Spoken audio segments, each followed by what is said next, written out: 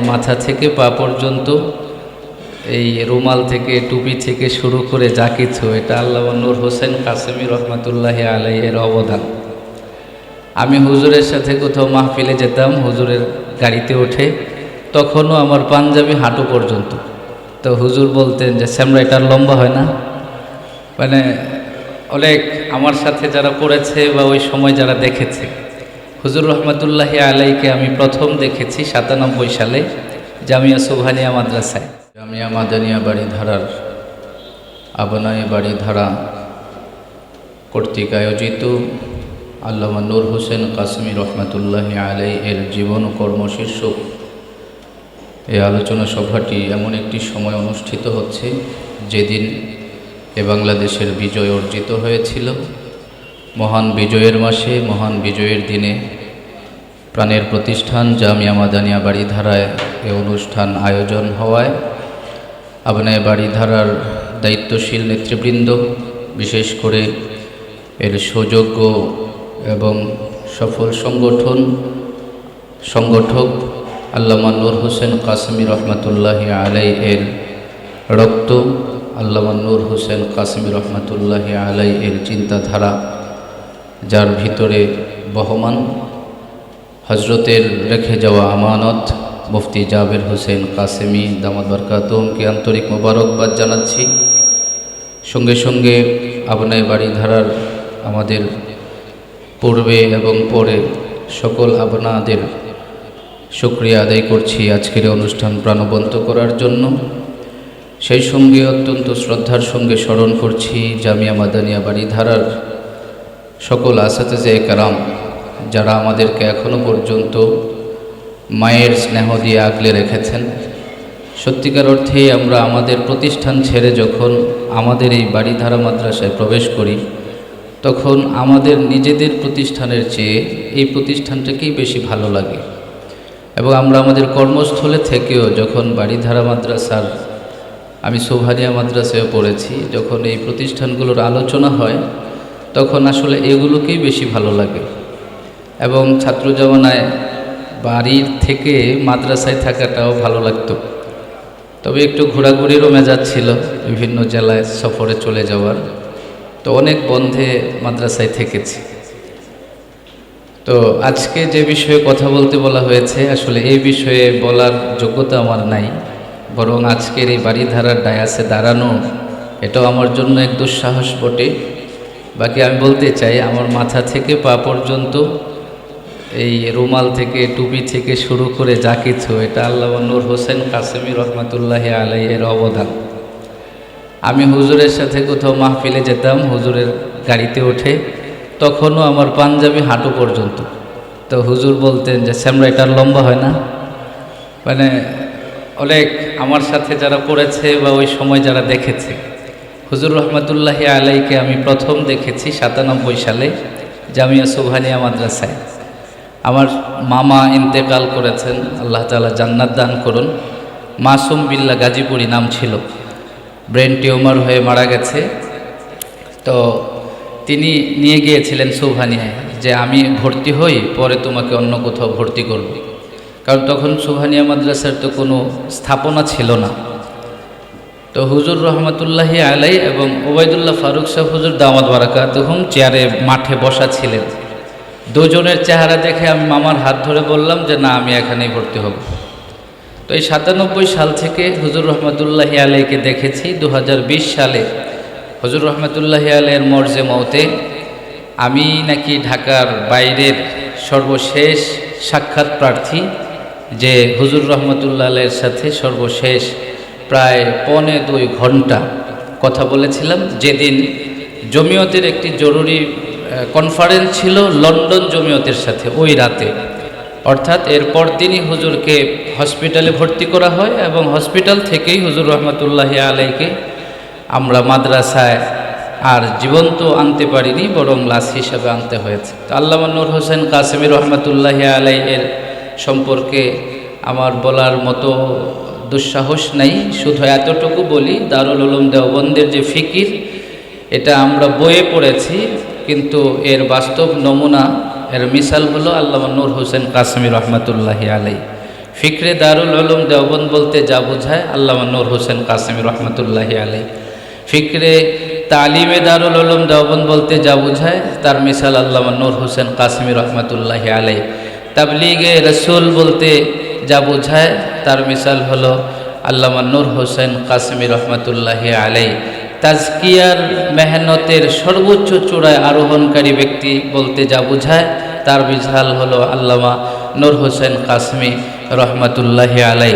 সিয়াসতের ময়দানে মুকুটহীন সম্রাটের ভূমিকায় এমন একটা পর্যায়ে পৌঁছে যাওয়া, যার জবান থেকে একটি শব্দ এমন বের হবে না যার জন্য সরি বলতে হয়, আবার বাতিল যার শুধু চোখ দেখে প্রকম্পিত হবে, এমন ব্যক্তি আল্লামা নূর হোসেন কাসেমী রহমতুল্লাহি আলাই। আমি আল্লামা নূর হোসেন কাসেমী রহমতুল্লাহি আলাইকে 25 বৎসর দেখেছি। 25 বৎসরে কোনো একটি দুর্বল শব্দ, কোনো একটি নেকেট শব্দ চয়ন, কোনো একটি ব্যঙ্গাত্মক শব্দ চয়ন, কোনো একটি দুর্বল শব্দ চয়ন, কোনো ধরনের একটা তুচ্ছ তাচ্ছিল্যপূর্ণ মন্তব্য, এই ধরনের কোনো শব্দ চয়ন জীবনেও হুজুরের কাছে শুনিনি। এজন্য আমরা হুজুর রহমতুল্লাহি আলাইকে মানব গড়ার কারিগর বলেছি। আজকে আমাদের সমাজে সবচেয়ে বেশি প্রয়োজন এরকম মানব গড়ার কারিগর তৈরি করা। আমরা যারা নিজেরা আল্লামা কাসেমী রহমতুল্লাহি আলাইয়ের শাগরিদ, বিশেষ করে আমি 5-6 ফারেক, এরপর থেকে যারা ফারেক হয়েছেন, ছোট ভাইয়ের দাবি নিয়ে বলছি, আমরা যেন আল্লামা নূর হোসেন কাসেমী রহমতুল্লাহি আলাইয়ের কিছুটা রং হলেও নিজেদের মধ্যে রাখি। আমরা যেন আমাদের ছাত্রদেরকে গড়ার মেহনত করি। আল্লামা কাসেমী রহমতুল্লাহি আলাইয়ের তালিমের জগতের মতো তালিমের জগৎ আমরা তৈরি করি। আল্লামা নূর হোসেন কাসেমী রহমতুল্লাহি আলাইয়ের তাবলীগের জগতের মতো তাবলীগের জগৎ আমরা তৈরি করি। আল্লামা নূর হোসেন কাসেমী রহমতুল্লাহি আলাইয়ের তাজকিয়ার মেহনতের মতো মেহনতের সাথে আমরা যেন জড়িত হই। আল্লামা নূর হোসেন কাসেমী রহমতুল্লাহি আলাইয়ের বেমিসাল সিয়াসি ময়দানের মতো আমরা যেন নিজেদেরকে সিয়াসি ময়দানে নিজেদেরকে দাঁড় করাতে পারি। আমি যতটুকু দেখেছি হুজুর রহমতুল্লাহি আলাইয়ের শব্দ চয়ন ছোট ছিল, শব্দ নরম ছিল, হাঁটা চলা নরম ছিল, কিন্তু অবস্থান অত্যন্ত শক্ত ছিল। হুজুর রহমতুল্লাহি আলাইয়ের ব্যক্তিত্ব কত উঁচায় ছিল। হুজুর রহমতুল্লাহি আলাইয়ের ভিতরে ছাত্রদের ব্যাপারে কি পরিমাণ দরদ ছিল। হুজুর রহমতুল্লাহি আলাইকে তার শাগরিদেরা কি পরিমাণ শ্রদ্ধা করত, এটার দ্বিতীয় কোনো মিসাল বাংলাদেশে ছিল না, বর্তমানে নাই, ভবিষ্যতে হবে কিনা আমাদের জানা নেই। এই হলো আল্লামা নূর হোসেন কাসেমী রহমতুল্লাহি আলাই, এক বেমিসাল ব্যক্তিত্ব, এক বেমিসাল ব্যক্তি, এক বেমিসাল প্রতিষ্ঠান, এক বেমিসাল সংগঠন, এক বেমিসাল এমন এক ব্যক্তি যার এক চাহনিতেই তার ছাত্রের ইসলাহের জন্য যথেষ্ট ছিল। আল্লামা নূর হোসেন কাসেমী দাড়ি কাটা ছাত্র এখানে ভর্তি করতেন। আল্লামা নূর হোসেন কাসেমী এখানে মাস্তান ছাত্র ভর্তি করতেন। আল্লামা নূর হোসেন কাসেমী এরকমভাবে বিগড়ে যাওয়া ছাত্র ভর্তি করতেন। কিন্তু আশ্চর্যের ব্যাপার হলো থুতনির নিচে হাত দিয়ে বলতেন, আর এটা ধরো না, ছাত্র আর ধরতো না। এরকমভাবে হুসাইন আহমদ ইসহাকি ভাই, হজরত আমাদের এই যে পার্শ্ববর্তী মাদ্রাসা হুজুর ইসহাক ফরিদী রহমতুল্লাহ আলাইহি মারা যাওয়ার পরে ওনার শোক অবস্থায় আমাদের হুসাইন আহমদ ইসহাকি ভাইকে বহিষ্কার করে দেওয়া হলো। আমি অফিসে বসা ছিলাম, হুসাইন আহমদ ইসহাকি ভাই থাকতে পারেন, উনি আমার বড় ভাই, কেঁদে কেঁদে আসলেন বাড়িধারার অফিসে। আসার পরে হুজুর বললেন, আমরা পেরেশান হয়েছি না, ভর্তি হয়ে যায়। হুসাইন ভাই এখানে ভর্তি হয়ে গেলেন। হুজুর 2টা শর্ত দিলেন। এক, হাত চালাবি না বাজি, হাত চালাবি না। উনি তো ক্লাবে খেলেন, উনি তো ওই যে এত মারামারি জানেন, মারামারি করে ওই আর্মিদের এবং আনসারদের চোখ খুলে ফেলেছেন, এইগুলো হলো তার প্র্যাকটিস। তাকে বললেন যে তুই হাত চালাবি না। এই হলো প্রথম সবক। দ্বিতীয় সবক হলো আমরা ফারাগাতের পরে সাল লাগাবি। সেই হুসাইন আহমদ ইসহাকি ভাইয়ের সাথে আমার এখনো পরিচয় আছে। খতমে নবুয়ত সংরক্ষণ কমিটি বাংলাদেশের তিনিও দায়িত্বশীল, আমিও দায়িত্বশীল কেন্দ্রীয়। তো আমাদের সভাপতি মহোদয় তিনিও কেন্দ্রীয় দায়িত্বশীল। তো 84টা মাদ্রাসা সারা দেশে তিনি করেছেন। এই উল্টাপাল্টা ছাত্র ইসহাক ফরিদী রহমতুল্লাহ ইন্তেকালের পরে যারা 3 দিন এই মাদ্রাসায় তাকে রাখা মুনাসেব মনে করেনি, সেই মানুষটাকে হুজুর যখন তার চিন্তাধারা ঘুরিয়ে দিলেন, এখন শত প্রতিষ্ঠান তাকে দিয়ে আবাদ হইতেছে। আমি নিজে সিরাজদিখানে শ্রীনগর গিয়ে দেখে এসেছি, প্রায় 3.5 পাখি জায়গার উপরে সে প্রতিষ্ঠান নিয়ে দাঁড়িয়ে আছে। আমি আমার বন্ধুবর মাওলানা আমিনুল ইসলাম কাসেমি মিলন ভাই নামে যিনি পরিচিত, আমাদের অবস্থাই বাকি। বাড়িধারা মাদ্রাসার সবচেয়ে বেকা তেড়া, সবচেয়ে ছাত্রের বাইরে। তো হুজুর রহমতুল্লাহ বলতেন খেলাফে কিয়াস, এদের খেলাফে কিয়াস হুজুরদেরকে বলতেন। কিন্তু এখন একটু দায়িত্ব নিয়ে বলতে পারি, আমরা ঢাকার উপকণ্ঠ মফস্বল সাভারে বাস করি। সাভারের যে কোনো আন্দোলন সংগ্রামে আল্লামা কাসেমির ছাত্র হিসেবে কিন্তু আমাদেরকে সাথে রাখা হয়। এবং সাভারে এমন কোনো ধর্মীয় কাজ এটা হয় না যেটা আমরা জানি না। তো স্বাভাবিক কারণেই আমরা যারা এখানে আছি, হুজুর তো হুজুরের কবরের জগতে আছেন, হুজুরের জন্য আমরা ইসালে সওয়াবের দোয়া করলে আলহামদুলিল্লাহ ভালো, যদি দোয়া নাও করি তাহলে এই যে আমাদেরকে গড়ে গেলেন এই একটা নেকি হুজুর প্রাপ্ত হবেন। কিন্তু আমি আপনাদের সবার কদম ছুঁয়ে যে অনুরোধটা করতে চাই, পায়ে ধরে যে কথাটা বলতে চাই, আসুন আমরা হুজুরের মতো করে তালিমের জগৎকে সাজানোর চেষ্টা করি। আসুন আমরা তাজকিয়ার জগৎকে সাজানোর চেষ্টা করি। আসুন আমরা সিয়াসতের ময়দানকে সাজানোর চেষ্টা করি। আমার পূর্বে আমার বাড়িধারার জীবন শুরু, আর আমার মোহতারাম বড় ভাই, আমার দেশি ভাই, আমার বড় ভাই রেজাউল করিম কাসেমি ভাইয়ের ফারাগাত হয়ে গেল। আমি শুরু করলাম, তিনি শেষ করলেন। তিনি স্পষ্ট ভাষায় যে ইশারাগুলো দিয়ে গেলেন, বলে গেলেন, আমরা সেটা বলতে চাই না। কিন্তু আগামী দিনে আমাদের সামনে বহু মুসিবত আছে, বহু বিপদ আছে। আমরা যদি উদারতা দেখাই, উম্মত বাতিল এটাকে দুর্বলতা মনে করবে। আমরা আমাদের অবস্থান থেকে সরে গিয়ে কোনো ধরনের উদারতা দেখাতে যেন না যাই। সোজা কথায় মওদুদিবাদের ব্যাপারে বাড়িধারা মাদ্রাসা আপোষহীন ছিল। মওদুদিবাদের ব্যাপারে বাড়িধারা মাদ্রাসার আসাতিজা কেরাম আপোষহীন ছিল। এই বাড়িধারার জামে মসজিদে শতবার শাইখুল হাদিস আল্লামা ওবায়দুল্লাহ ফারুক দামাত বারকাতুমের কাছ থেকে আমরা সে শিক্ষা গ্রহণ করেছি। এখন সময় মওদুদিবাদের ব্যাপারে আমাদের সতর্ক থাকা, সজাগ থাকা, আর না হয়ে কাসেমি কানুনগুলো আগামীতে মওদুদিবাদের আখড়ায় পরিণত হবে। আমার ভাইয়েরা, আল্লামা নূর হোসেন কাসেমির উত্তরসূরি হিসাবে, তার রূহানি সন্তান হিসাবে মওদুদিবাদের ব্যাপারে জীবনের শেষ রক্তবিন্দুটুকু ফেলে দিয়ে হলেও আমাদেরকে সতর্ক থাকতে হবে, সচেতন থাকতে হবে। এই ব্যাপারে কোনো আপোষ করা যাবে না। তারা যতক্ষণ প্রকাশ্য তওবা না করবে, তারা যতক্ষণ পর্যন্ত তাদের বিভ্রান্তমূলক কুফরি আকীদা বর্জন না করবে, ততক্ষণ পর্যন্ত আমরা তাদেরকে উদারতা দেখাতে পারি না। উদারতা তখন দেখাবো যখন তারা তওবা করবে, যখন তাদের যে শুরু করেছিল আবুল আলা মওদুদির এই বিভ্রান্তিমূলক বক্তব্যগুলো থেকে তারা যখন বের হয়ে আসবে, এক্সপান্স করবে। আজকে কিন্তু হক বাতিল মিলিয়ে সব ঐক্যবদ্ধ হওয়ার একটা সময় শুরু হয়ে গেছে।